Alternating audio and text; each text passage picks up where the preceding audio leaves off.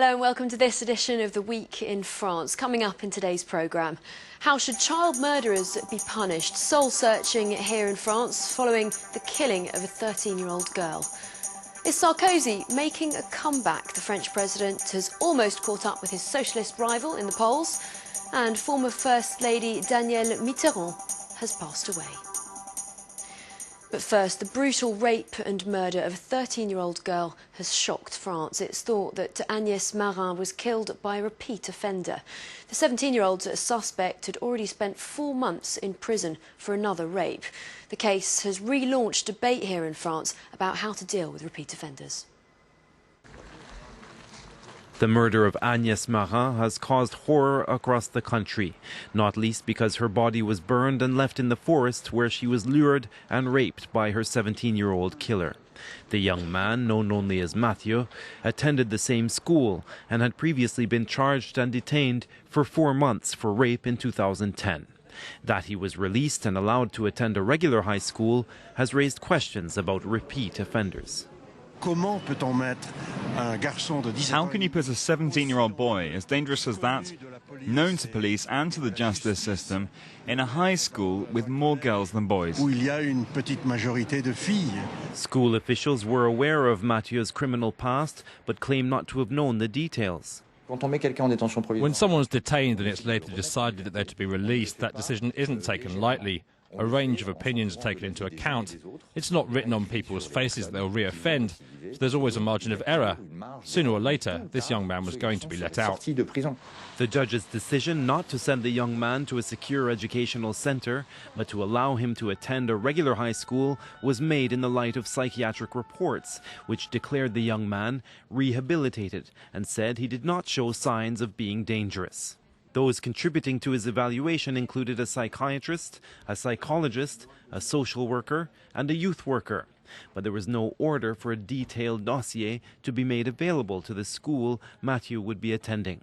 The French government's reaction was swift. Prime Minister François Fillon has instructed the Ministers of Justice and Education to make the sharing of information between schools and the justice system mandatory. Several laws have been voted in since 2003, often on the heels of grisly attacks, namely introducing security bracelets and imposing stricter conditions for dangerous offenders. In 2009, the jogger Marie-Christine Hodeau was murdered and raped by a repeat offender who had been released. In 2010, the government passed a law punishing any sexual offender who refused or stopped anti-hormonal treatment. Only 2% of rapists are repeat offenders, but the horrific details often inflame public opinion and provoke calls for tougher justice. The leader of France's far-right party, the National Front, says she knows how to stop people from killing children. Marine Le Pen has suggested reintroducing the death penalty. She says that if she's elected, she'll hold a referendum so that the French people can vote on whether or not child killers should be locked up for life or executed. Next, France's two top contenders for the next presidential elections are now just a few points apart in the polls. President Nicolas Sarkozy has gained ground. Up until recently, he was trailing behind his socialist rival, François Hollande. Is that a smile of satisfaction we can see there? Well, why not? The latest opinion polls are out. President Nicolas Sarkozy's popularity is creeping up. 5 months ahead of the presidential election, new polls predict that between 27 and 29% of voters will re-elect the current French president. Sarkozy's still behind his socialist rival François Hollande, but it's a gap that's narrowing. There's been no official response from the man himself, but his supporters haven't been so reticent. This improvement is only fair. One must acknowledge his determination to complete his mission and govern in these very difficult conditions. So, why this jump in popularity? It's because of his actions on the international stage.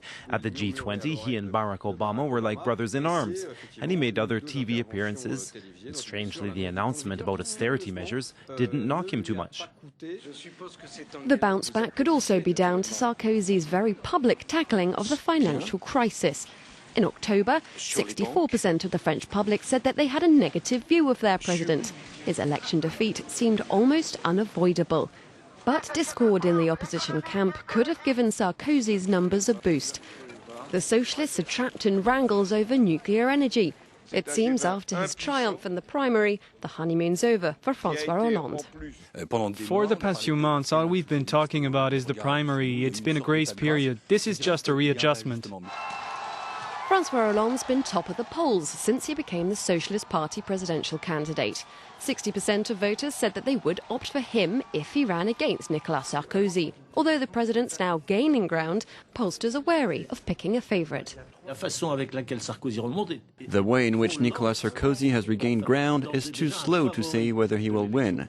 He's at 34% in the Sunday paper polls this week. 34%. To get to 50, he still has to get 16 more points.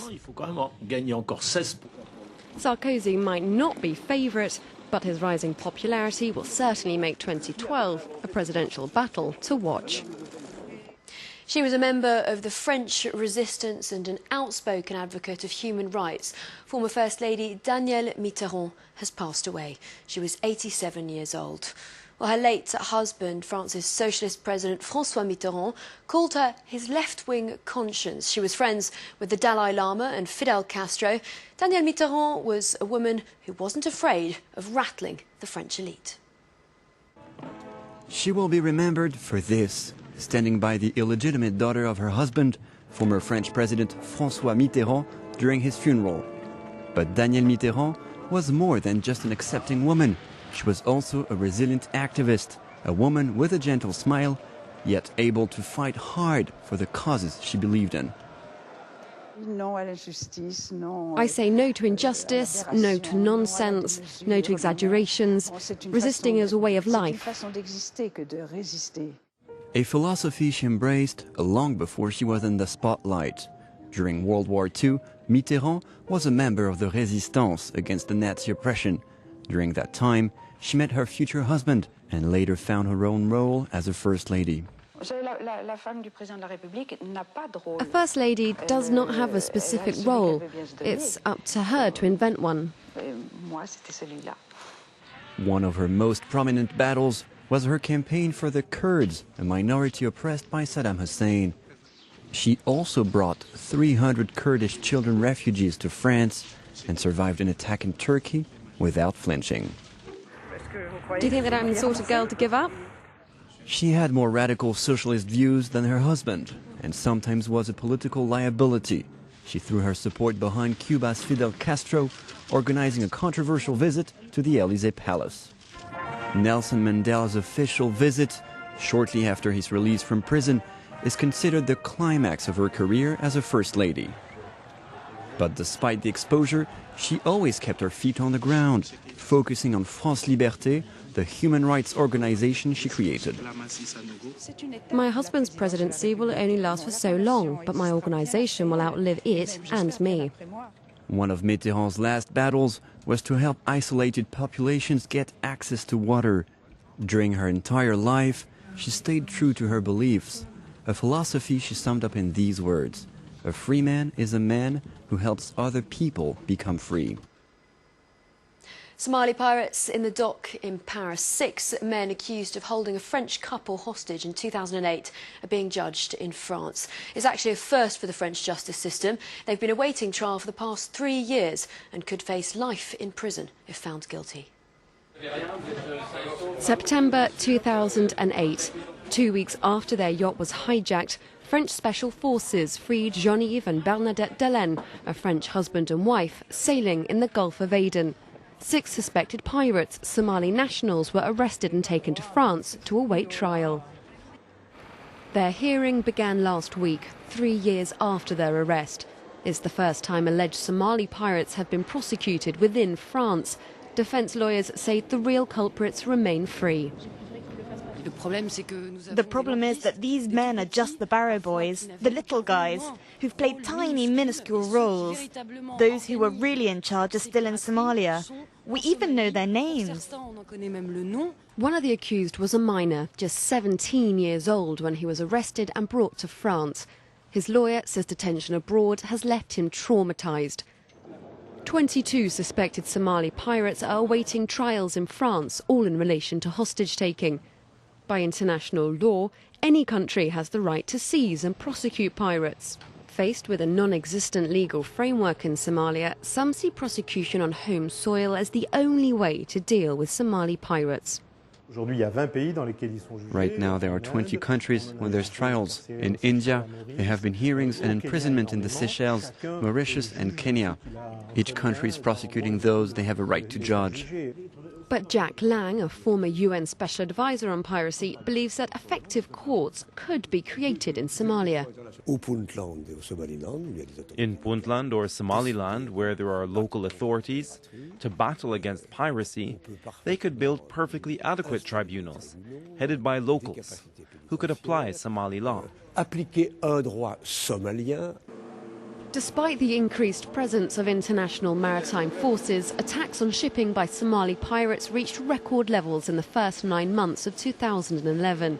Piracy is costing the global economy up to €12 billion every year. And finally, Yannick Noah is a big kid. The words of Spanish tennis player Rafael Nadal this week as he hit back at the former French tennis champion's suggestion that doping be made legal. Noah said, "If you don't have the magic potion, it's hard to win," while Nadal described those comments as stupid. That's it for this edition of The Week in France. Don't forget you can watch this or previous editions again on our website. That's on france24.com. It's in English, French and in Arabic. For now, though, thanks for watching and goodbye.